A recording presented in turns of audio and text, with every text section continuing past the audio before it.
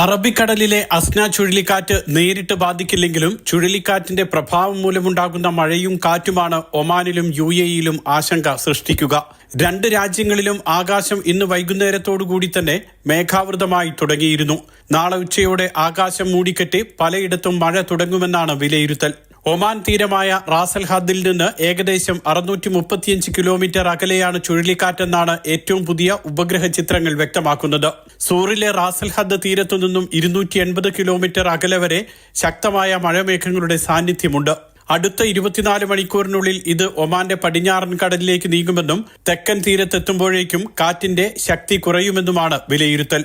എന്നാൽ ഞായറാഴ്ച വൈകുന്നേരം മുതൽ തിങ്കളാഴ്ച വരെ തെക്കൻ ഷർക്കിയ, നോർത്ത് ഷർക്കിയ, മസ്കറ്റ്, അൽവുസ്തയുടെ ചില ഭാഗങ്ങൾ എന്നിവിടങ്ങളിൽ 30 മില്ലിമീറ്റർ വരെ മഴ ലഭിച്ചേക്കും. വാദികൾ നിറയുമെന്നും കടൽ പ്രക്ഷുബ്ധമാകുമെന്നും മുന്നറിയിപ്പുണ്ട്.